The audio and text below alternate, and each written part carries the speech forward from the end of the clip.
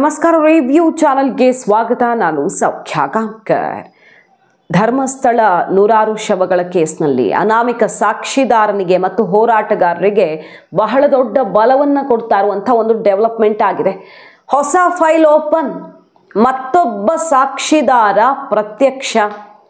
ಈ ಅನಾಮಿಕ ಸಾಕ್ಷಿದಾರನ ಜೊತೆಗೆ ಮತ್ತೊಂದು ವಿಚಾರ ಈಗ ಸೇರಿಕೊಳ್ತಾ ಇರೋದು ಆನೆ ಬಲವನ್ನೇ ಕೊಡ್ತಾ. ತಲೆ ಬುಡ ಇಲ್ಲ, ಎಲ್ಲಿಂದ ಹುಡುಕ್ತಾರೆ, ಸಾಕ್ಷಿ ಇಲ್ಲ ಅನ್ನೋ ರೀತಿಯಲ್ಲಿದ್ದ ಕೇಸು. ಒಬ್ಬ ಸಾಕ್ಷಿದಾರ ಬಂದ, ಕೊನೆಗೆ SIT ರಚನೆಯಾಗಿದೆ. SIT ರಚನೆಯಾಗಿದೆ, ಅವ್ರಿಗೆ ಸಾಕ್ಷಿ ಬೇಕು.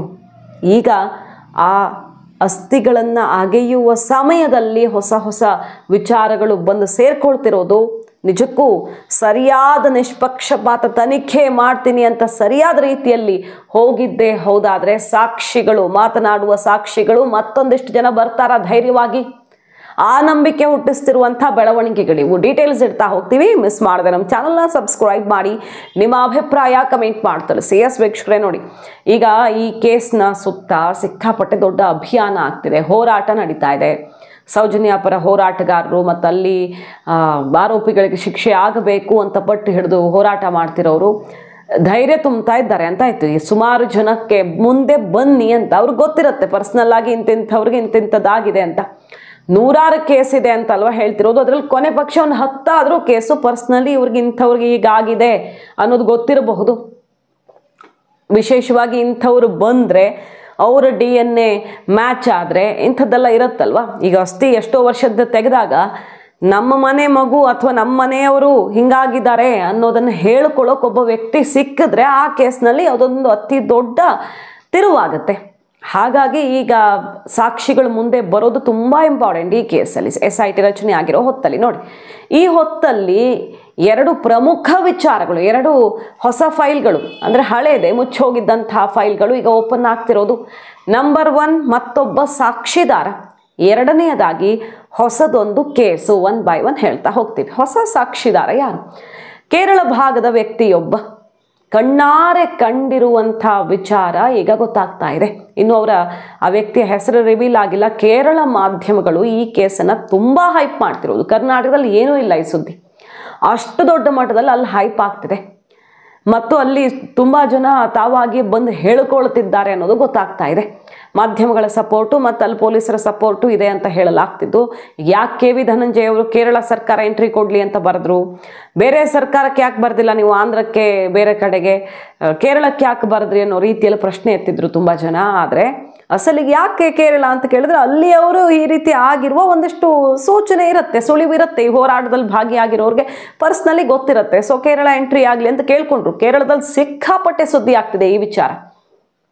ಈಗ ಒಬ್ಬ ವ್ಯಕ್ತಿ ಈ ಭಾಗದಲ್ಲಿ ಏನೋ ಡ್ರೈವರ್ ಆಗಿ ಬಂದಿದ್ದಂಥ ವ್ಯಕ್ತಿ. ಆತ ರಾತ್ರಿ ಬರ್ತಾ ಇರುವಾಗ ಅರೆನಗ್ನವಾಗಿ ಓಡಿ ಬಂದ ಹೆಣ್ಣು ಮಗಳು ಭಯ ಆಗಿ ಅಲ್ಲೇ ಆಘಾತ ಆಗಿ ಅವರು ಗಾಡಿ ನಿಲ್ಲಿಸಿದ್ರೆ ಮಾತನಾಡುವಷ್ಟು ಆಕೆಗೆ ಅಲ್ಲಿ ಸಮಯ ಇರಲೇ ಇಲ್ಲ. ಇನ್ನೇನು ನನ್ನ ಜೀವ ಹೋಗಿಬಿಡತ್ತೆ, ನನ್ನ ಕಥೆ ಮುಗಿಸ್ತಾರೆ ಅನ್ನೋ ರೀತಿಯಲ್ಲಿ ಓಡಿ ಕಾಡೊಳಗೆ ತಪ್ಪಿಸ್ಕೊಳ್ಳೋಕೆ ಪ್ರಯತ್ನಿಸ್ತಾಳೆ. ಅದಾದ ಮೇಲೆ ಆಕೆಯನ್ನು ಹಿಂಬಾಲಿಸ್ಕೊಂಡು ಬಂದಂಥ 4-6 ಜನ. ಇದು ಆ ವ್ಯಕ್ತಿ ಹೇಳಿರೋ ವರ್ಷನ್ನು.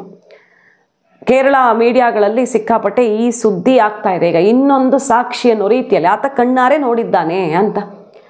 ಯಾರೋ 3 ಜನ ಕ್ಲೀನ್ ಶೇವ್ಡ್ ಬರ್ತಾರಂತೆ. ಆಮೇಲೆ ಯಾರು ನೀನು ಏನೋ ವಿಚಾರಿಸಿದಾಗ ಆಕೆ ಒಬ್ಬಳು ಹುಡುಗಿ ಓಡ್ತಾ ಇದ್ದಾಳಲ್ಲ, ರಕ್ಷಣೆ ಮಾಡಿ ಆದರೆ ಅಂತ ಅವ್ರಿಗೆ ಹೇಳ್ತಾನೆ ಆ ಡ್ರೈವರು.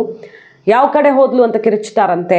ಕೊನೆಗೆ ರೈಟ್ ಸೈಡ್ ಹೋದ್ಲು ನೋಡಿ ಅಂತ ಈತ ದಾರಿ ತಪ್ಪಿಸ್ತಾನೆ. ಅಂದ್ರೆ ಅನುಮಾನ ಬರುತ್ತೆ ಇವ್ರು ಬೆನ್ನಟ್ಟು ಬಂದವರು, ರಕ್ಷಿಸೋಕೆ ಬಂದವರಲ್ಲ ಅಂತ. ಹಾಗಾಗಿ ಈ ಕಡೆ ಹೋದ್ಲು ಅಂತಾರೆ, ರೈಟ್ ಸೈಡ್ಗೆ ಹೋಗ್ತಾರೆ ಅವರು.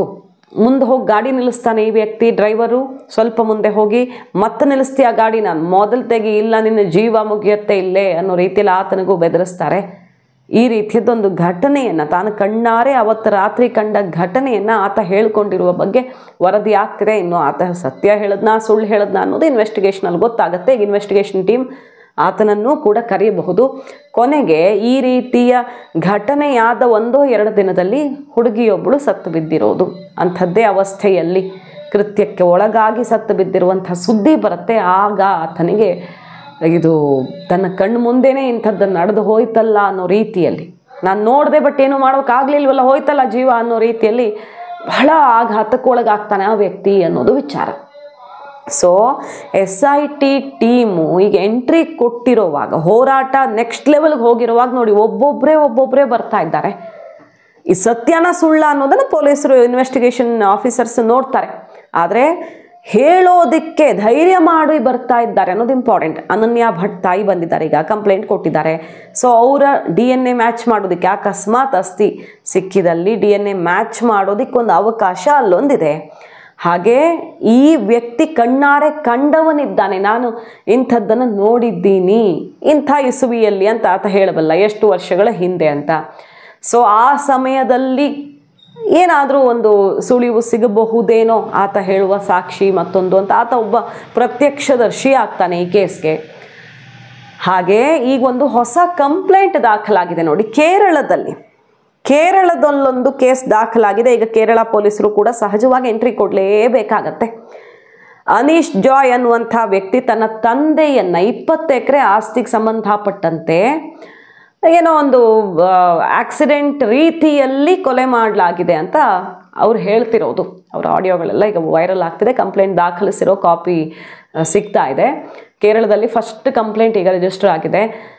ಏನೋ ಒಂದು ಕಾಲ್ಗಳು ಬರ್ತಿದ್ವು ಅಂತೆ ತಂದೆಗೆ, ತುಂಬಾ ಈ ಲ್ಯಾಂಡ್ ಸಂಬಂಧಪಟ್ಟಂತೆ ಬೆದರಿಕೆ ಇತ್ತು ಅಂತ ಮಗ ಹೇಳಿದ್ದು.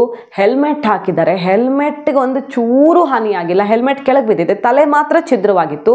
ಇದೆಲ್ಲ ಪೋಸ್ಟ್ ಮಾರ್ಟಮಲ್ಲಿದ್ದ ಅಂಶ.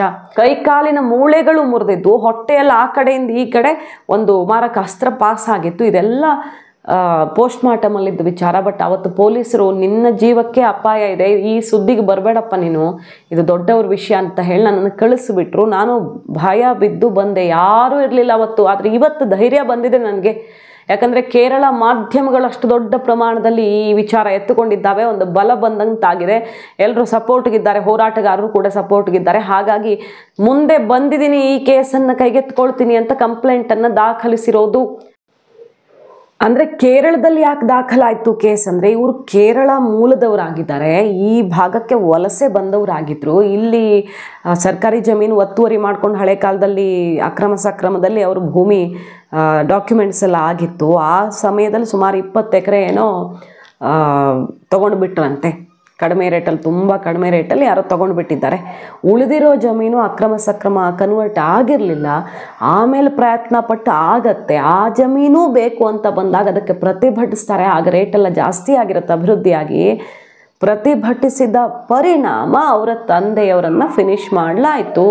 ಅಂದರೆ ಅವ್ರ ತಾತನ ಕಾಲದಿಂದನೂ ಅಸಮಾಧಾನ ಇತ್ತು ಈ ಕುಟುಂಬಕ್ಕೆ, ಅನ್ಯಾಯ ಇದು, ಇಷ್ಟು ಕಡಿಮೆ ರೇಟಲ್ಲಿ ಸುಮ್ಮನೆ ನಮ್ಮನ್ನು ಕಿತ್ಕೊಳ್ತಿದ್ದೀರಾ ಅನ್ನೋ ರೀತಿಯಲ್ಲಿ. ನಾವು ಇಷ್ಟೆಲ್ಲ ವರ್ಷ ಪರಿಶ್ರಮ ಪಟ್ಟು ವ್ಯವಸಾಯ ಮಾಡಿದ್ದಕ್ಕೆ ಸರ್ಕಾರ ನಮಗೆ ಸಕ್ರಮ ಮಾಡಿಕೊಟ್ಟಿದೆ ಅನ್ನೋದಾಗಿತ್ತು. ಕೊನೆಗೆ ಈಗ ಕನ್ವರ್ಟ್ ಆಗಿರೋ ಜಮೀನನ್ನೂ ಕೊಡಬೇಕು ಅನ್ನೋ ಒತ್ತಡ ಇತ್ತು ಅನ್ನೋದು ಅವರ ಆರೋಪವಾಗಿದೆ. ಹಾಗಾಗಿ ಇಂಥ ಕೃತ್ಯ ಆಯಿತು. ಮತ್ತು ಯಾರು ಮಾಡಿದ್ದಾರೆ ಅನ್ನೋದು ಪೊಲೀಸರಿಗೆ ಗೊತ್ತಾದರೂ ಕೂಡ ಅವರೇ ಆ ಸಮಯದಲ್ಲಿ ನಮ್ಮ ಬಾಯಿ ಮುಚ್ಚಿಬಿಟ್ರು ಅಂತ ಹೇಳ್ತಾ ಇರೋದು. ಈಗ ಕೇರಳದಲ್ಲಿ ಹೋಗಿ ಕಂಪ್ಲೇಂಟ್ ಕೊಟ್ಟಿದ್ದಾರೆ. ಲಾಸ್ಟ್ ಟೈಮ್ ಅವರು 4-5 ವರ್ಷದ ಹಿಂದಿನ ಪ್ರಕರಣ, ತುಂಬ ಹಿಂದಿಂದೇನಲ್ಲ, ಆಗ ಇಲ್ಲೇನೋ ಮೂಡ್ಬಿದ್ರೇನೋ ಎಲ್ಲೋ ಕಂಪ್ಲೇಂಟ್ ಆಗಿದ್ದಿದ್ದು. ಈಗ ಕೇರಳಕ್ಕೆ ಹೋಗಿ ಕೊಟ್ಟಿದ್ದಾರೆ ಅವರು ಕಂಪ್ಲೇಂಟನ್ನು. ಅವ್ರಿಗೇನು ಇಲ್ಲಿನ ಪೊಲೀಸರ ಮೇಲೆ ನಂಬಿಕೆ ಇಲ್ಲ ಅಂತ ಕೊಟ್ಟಿದ್ದಾರೋ ಅಥವಾ ಎಲ್ಲಾದರೂ ಈಗ ದಾಖಲಿಸೋದಕ್ಕೆ ಅವಕಾಶ ಇದೆ ಹೊಸ ಕಾನೂನಲ್ಲಿ, ಹಾಗಾಗಿ ಅಲ್ಲಿ ಕೊಟ್ಟಿದ್ದಾರೆ.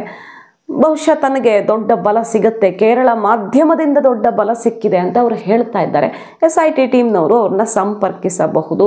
ಸೊ ಈಗ ಕೇರಳದಲ್ಲೊಂದು ಫೈಲ್ ಓಪನ್ ಆಗಿದೆ. ಇದಕ್ಕೂ ಈ ಪ್ರದೇಶಕ್ಕೂ ಏನು ಲಿಂಕು, ಏನು ಸಂಚು ನಡೆದಿತ್ತು, ಆ ವ್ಯಕ್ತಿ ಹೇಳೋ ಪ್ರಕಾರ CCTV ಫುಟೇಜಸ್ ಕೂಡ ಇದೆಯಂತೆ. ಇವರ ತಂದೆಯ ಬೈಕನ್ನು, ಆ ರಿಜಿಸ್ಟ್ರೇಷನ್ ಕೂಡ ಇಲ್ಲದ ಒಂದು ಗಾಡಿ ಹಿಂಬಾಲಿಸ್ಕೊಂಡು ಬಂದಿದ್ದು, ಒಬ್ಬ ಹುಡುಗಿ ನೋಡಿದ್ದಾಳೆ ಅಲ್ಲಿ ಏನಾಯಿತು ಅನ್ನೋದನ್ನು. ಆದರೆ ಅದಕ್ಕೆ ಕೊನೆಗೆ ತಾರ್ಕಿಕ ಅಂತ್ಯಕ್ಕೆ ತೊಗೊಂಡು ಹೋಗೋಕ್ಕೆ ಪೊಲೀಸರೇ ಮನಸ್ಸು ಮಾಡಲಿಲ್ಲ. ನನ್ನ ಜೀವಕ್ಕೂ ಅಪಾಯ ಇದೆ, ಸುಮ್ಮನೆ ಹೋಗದೆ ಇದ್ದರೆ ಅಂತ ಗೊತ್ತಿರೋರೇ ಒಬ್ಬರು ಪೊಲೀಸ್ ಇನ್ಸ್ಪೆಕ್ಟರ್, ಪಾಪ ಒಳ್ಳೆಯವರು, ಅವರು ಎಚ್ಚರಿಕೆ ಕೊಟ್ಟರು ನನಗೆ ಹುಷಾರಾಗಿರಪ್ಪ ಅಂತ. ಅಷ್ಟಕ್ಕೆ ನಾನು ಕೈ ಬಿಟ್ಟುಬಿಟ್ಟೆ ಕೇಸನ್ನು ಅಂತ ವ್ಯಕ್ತಿ ಹೇಳ್ತಿರೋದು. ಈಗ ಕಂಪ್ಲೇಂಟನ್ನು ದಾಖಲಿಸಿರೋದು, ನೋಡಬೇಕಿದು ಎಲ್ಲಿಗೆ ಹೋಗುತ್ತೆ ತಲುಪತ್ತೆ ಅಂತ. ಸೊ ಕೇಸ್ನಲ್ಲಿ ಏನೂ ಇಲ್ಲ, ಇದಕ್ಕೆ ಸಾಕ್ಷಿಯೇ ಸಿಗಲ್ಲ ಅಂತಿರೋವಾಗ ಸಾಕ್ಷಿದಾರ ಬಂದಿದ್ದು, ಜಾಗ ತೋರಿಸ್ತೀನಿ ಅಂತಿರೋದು, ಮೂಳೆಗಳನ್ನು ಹಿಡ್ಕೊಂಡು ಬಂದಿರೋದು, ಅಗಿಯೋದಕ್ಕೆ ಅವಕಾಶವನ್ನು ಕೇಳ್ತಾ ಇರೋದು ಮತ್ತು ಇನ್ನೊಬ್ಬ ವ್ಯಕ್ತಿ ನಾನೇನು ನೋಡಿದೆ ರಾತ್ರಿ ಅನ್ನೋದನ್ನು ಹೇಳ್ತಾ ಇರೋದು, ಹೊಸ ಕಂಪ್ಲೇಂಟ್ ದಾಖಲಾಗಿರೋದು. ಸೊ ಒಂದೊಂದೇ ತೆರೆದುಕೊಳ್ತಿದ್ದಾವೆ. ಈಗ ಕಾದು ನೋಡಬೇಕು. ಇದರ ಸತ್ಯಾಸತ್ಯತೆ ಅಂತೂ ಪೊಲೀಸರು ನಿರ್ಧಾರ ಮಾಡ್ತಾರೆ. ಹೇಳಿಬಿಟ್ಟ ಅಂದೋ ಮಾತ್ರಕ್ಕೆ ಅದೇ ಸತ್ಯ ಅಂತ ನಾವು ಡಿಕ್ಲೇರ್ ಮಾಡೋಕ್ಕಾಗಲ್ಲ. ಇನ್ವೆಸ್ಟಿಗೇಷನ್ ಆಫೀಸರ್ಸ್ ಅದನ್ನು ತೀರ್ಮಾನಿಸಬೇಕು. ನೋಡೋಣ. ಒಟ್ಟಿನಲ್ಲಿ ಈ ಹೋರಾಟಗಾರರಿಗೆ ಒಂದು ಆತ್ಮಸ್ಥೈರ್ಯ ತುಂಬುತ್ತಿರೋ ಬೆಳವಣಿಗೆಗಳಂತೂ ಆಗ್ತಿವೆ. ಮಾಹಿತಿ ನಿಮ್ಗೆ ಇಷ್ಟ ಆಗಿದ್ರೆ ಮಿಸ್ ಮಾಡದೆ ನಮ್ಮ ಚಾನಲ್ನ ಸಬ್ಸ್ಕ್ರೈಬ್ ಮಾಡಿ. ನಿಮ್ಮ ಅಭಿಪ್ರಾಯ ಕಮೆಂಟ್ ಮಾಡಿ ತಿಳಿಸಿ. Thank you.